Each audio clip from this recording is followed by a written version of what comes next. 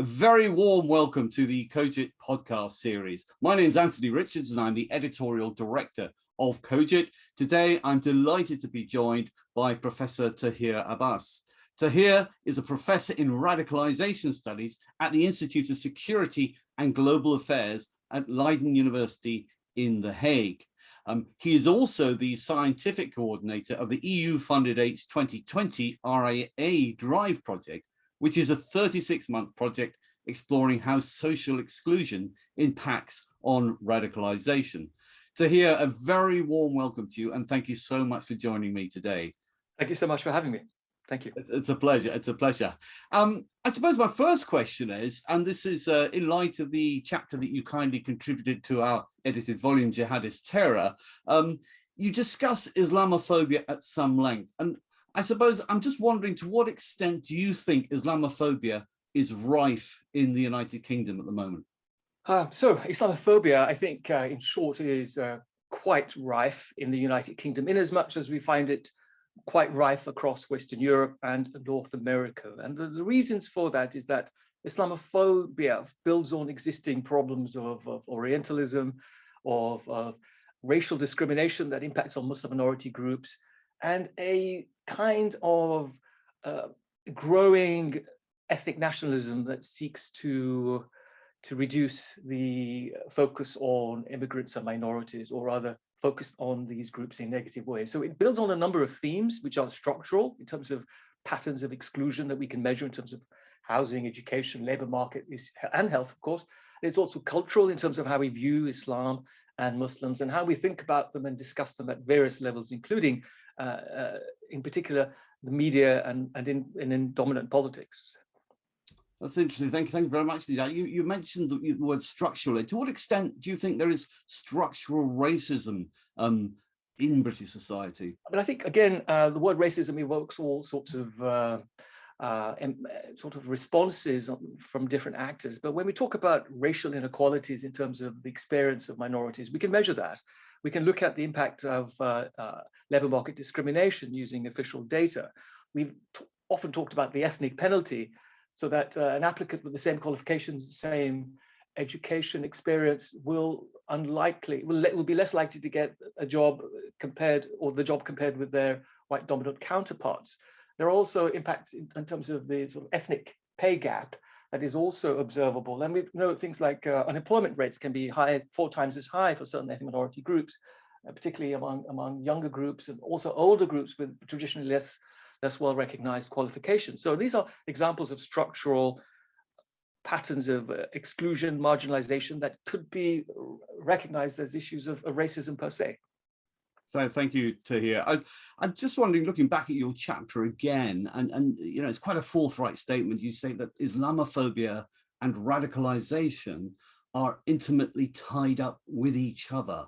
I wonder if you could elaborate further on that connection. Okay, so when we think about Islamophobia from the point of view of the sort of negative perceptions that Islam and Muslims carry, we see that rhetoric being revealed in the likes of various radical right, far right, extreme right groups. For example, EDL would routinely use the rhetoric of Muslims out, immigrants out, conflate things like grooming with the entire Muslim community. And so that reflects on Islamophobia. So it radicalizes the far right, but it also radicalizes the Muslim minorities, the younger folks. I mean, those who went to Islamic State from Europe, about 4,000 or so, average age 23. And the Islamophobia that exists in their lives, that they've known since the War on Terror onwards, has been an important motivator. And we know that from the recruitment side, as it were. It's what recruiters use in terms of the language to seduce young minds into their fold, with language such as your country does not value you, Islam will never be accepted, and this is because it's inherently Islamophobic, etc. So yes, I think that there is some crossover for sure in that it helps to radicalize both the far right and the Muslim extremists. And we're talking about the jihadi, Salafi, Takfiri types. And there's a big landscape when we think about extremism and Salafism, but it's the whole spectrum. And obviously, there's only a small proportion that tip into actual instances of violence. And this is revealed at all sorts of levels, from the local area experience, when we think about the birth of Al-Majroon and EDL. It was in Luton. I mean, they're both very similar in terms of demographics and even positionalities within that city landscape. And we can also think about it in terms of national politics. So Prime Minister Boris Johnson would write an opinion piece talking about Muslim women in burqas looking like letterboxes or bank robbers, and then we would get instances of reported violence against women rise the next day by 250%.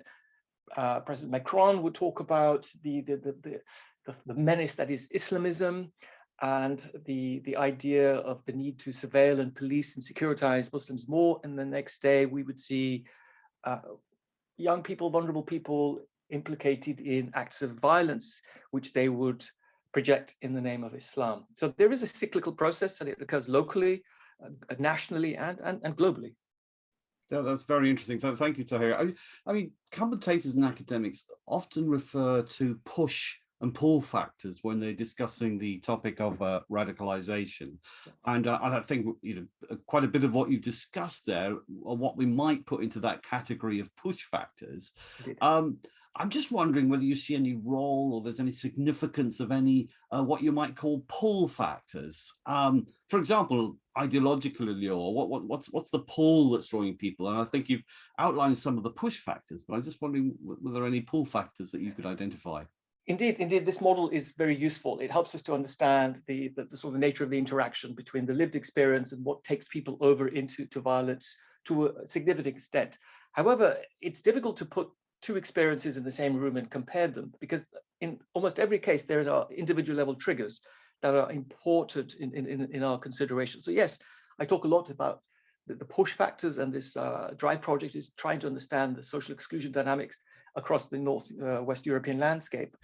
It's an attempt to better understand far-right and Islamist extremism, and they are heavy and significant to a very large extent, and especially in more recent periods. Now, when we go back, say, 25 years, before 9/11, when we've seen young people implicated in extremism, they've not always come from the poor, marginalized, disaffected, excluded backgrounds. There are these leaders, these strong-minded people who have reasonably viable positions in society, and then who are lured by ideology as the pull into extremism. Today, it's far more of the push landscape that would explain a lot of our understanding of what happens, combined with those individual level triggers. But we do still need some element of pull, particularly when there are justifications made through ideological, whether it's a theological misunderstanding, let's put it, on the part of certain Islamists, and political ideological on the part of far right, radical right, neo-Nazi, etc., where there is some motivation that is seemingly greater than individual level issues and problems. So there are roles for the pull factor, but of course it also depends on context. Here in Europe, it's a slightly different landscape to say it's in the Middle East, where there is much more of the so Iraq and Syria and the surrounding countries. There are much more structural factors. So added to unemployment and exclusion, we have tribalism and militarism and quite a degree of corruption that adds to even greater instability. And when we think about those who went from Tunisia to join the Islamic State, when Tunisia was having its problems, a lot of it was simply about helping the Sunni brothers next door, but it was also a job. It was also employment, and the Islamic State exploited that too. It exploited the vulnerabilities around young people's sense of value and worth in their home countries, as it were. And given, and if they could speak Arabic or and French and could program a MacBook Pro to produce movie maker videos, they would be paid handsomely. And that was, so these are sort of push factors that can act as also elements of pull combined. So it's useful analytically and conceptually, but in practice, it's much more messier and fuzzier. Yeah, absolutely. That's very understandable. Thank you for that. And you mentioned that, when we're talking about the sources of radicalization, that part of the solution lies in the state moving away from what you call the inadequate perspective that ideology is the cause and the solution. Yes. And that indeed the latter, i.e. ideology, merely exacerbates existing problems. Do you want to elaborate on that further? Yes. I mean, I think in response to the war on terror, which was very emotional, it was very much about we need to weed out this problem from within. We know actors, political actors from that period, are still championing the idea that Islam is the world's greatest problem, and so on. And I think it was perhaps quite overstated. It was done so because leading up to the events of 9/11, there was plenty of Orientalism and Islamophobia. And that there is this part of the kind of European and the global North landscape historically, going back many hundreds of years, of course. So for sure, there is this sense that policy was focusing on, let's fix the problem just before the bomb goes off, to quote Peter Naumann, and just after, in terms of trying to prevent the next one. But it's the landscape that's important, reaching up to that. It's those at the periphery which are also affected by these wider issues of integration, and sense of citizenship and belonging and purpose in life, which are all breeding grounds for radicalization. And so when I try to speak to policy about this, it's about trying to understand, yes, we have to be mindful of the need for urgent solutions to urgent problems. And in the past, we've done this behind the scenes. Counter-terrorism was never really front-facing in the way perhaps counter-extremism is through PREVENT, for example. In the background, a lot of the work was done, and it was done professionally, but behind the scenes. But we sort of changed the way we do the business of counterterrorism, and it's implicated Muslims in their sense of the wider experience of being a Muslim in the West, and where surveillance and securitization has become much more the norm.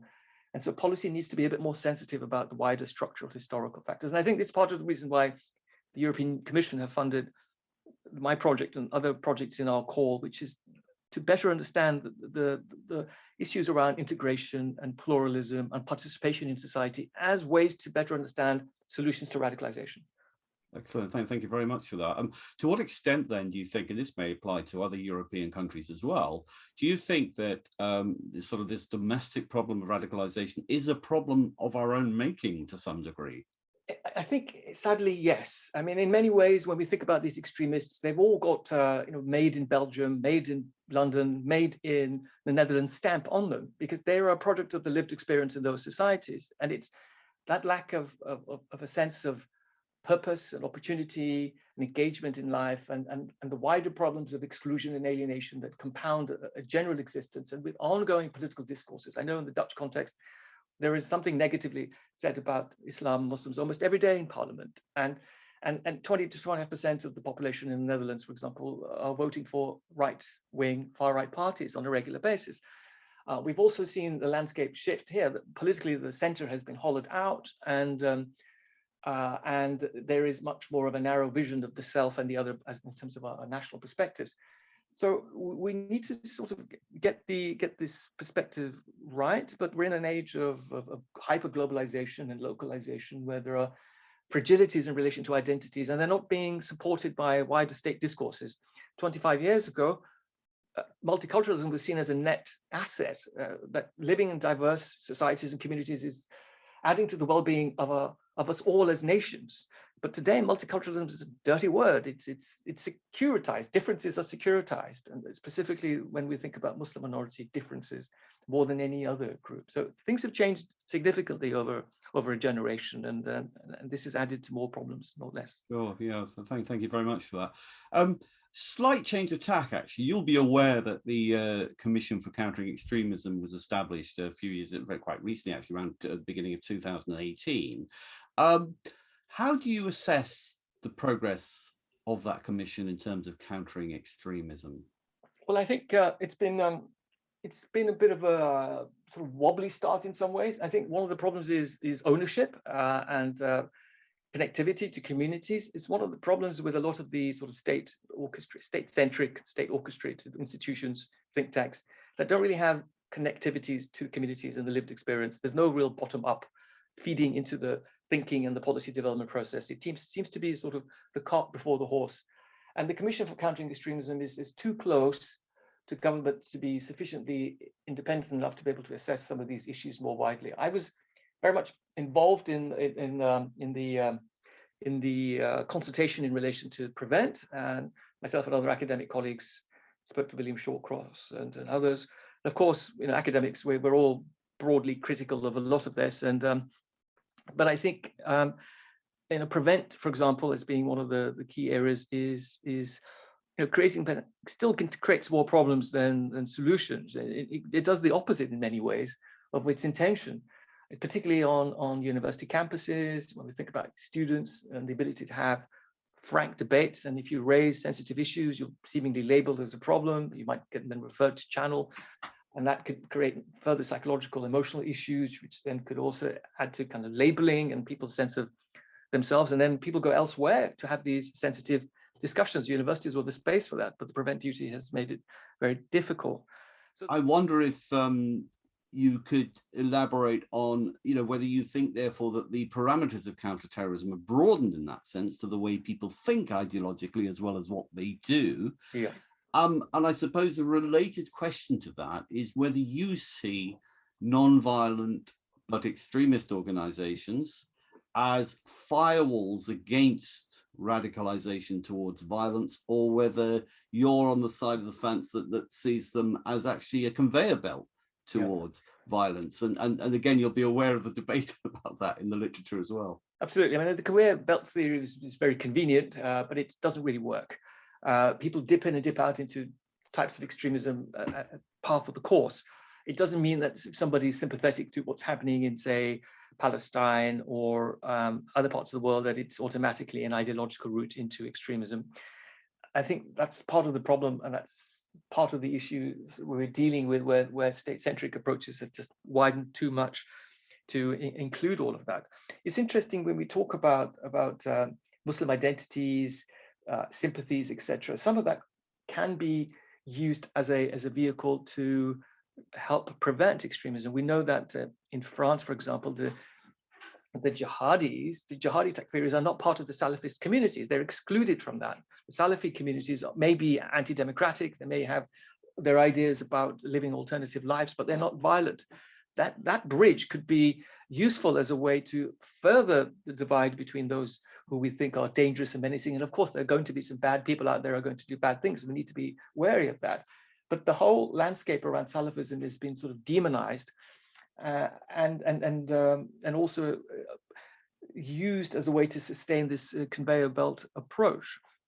And we need to kind of retreat from that somewhat. And it's back to what I was saying earlier about how we think about Muslims and Muslim minority issues and the political divisions and the polarization that is very much at the heart of the sense of enmity between different extremist groups, the far right, the far left. There is no center ground that holds all of this together, sort of going forward as one, as it were. Yeah. Excellent. Thank you. I just want to sort of final question really is, your advice to government now in terms of what are they not doing that you think they could be doing, or indeed what they're doing that they shouldn't be doing. What would that be? Well, I mean, at the moment, there's still only one conversation that government has with Muslim communities, and that's about extremism and terrorism. I think Muslim communities have many more challenges that are to do with everyday concerns that are important as part of that dialogue. And that used to happen before 9/11 and before the events of 7/7, for sure. So that needs to really shift. And of course, I'm talking about a particular set of Muslim communities, because there's a much wider landscape. We know people do get ahead, do move on. We see some really excellent representation, high profile visibility for certain Muslim individuals, of course, but the vast majority are still kind of left behind, as it were, to use a problematic term. And this is where we see the problems. And we can also work with those communities to think about solutions. And yes, it would probably take billions to even out the problems of unequal regional sort of the divisions between North and South, and the failing industries that haven't been invested in, and the poor transport infrastructure and things like that. And that hasn't been happening, and it's just led to more division, which has led to more polarization. And then we've got various populist authoritarian politics that sort of covers it all and makes excuses for the problems and shifts the blame elsewhere, which then adds to more polarization. Professor Tahir Abbas, thank you so much for joining me today and for sharing your expertise with us. Thank you again. Thank you for joining us for this episode of Combating Jihadist Terror. We hope you enjoyed it. If you'd like to see more episodes, they're available to watch on our website, cogit.org, or to listen to on Apple Podcasts or Spotify. Thanks again.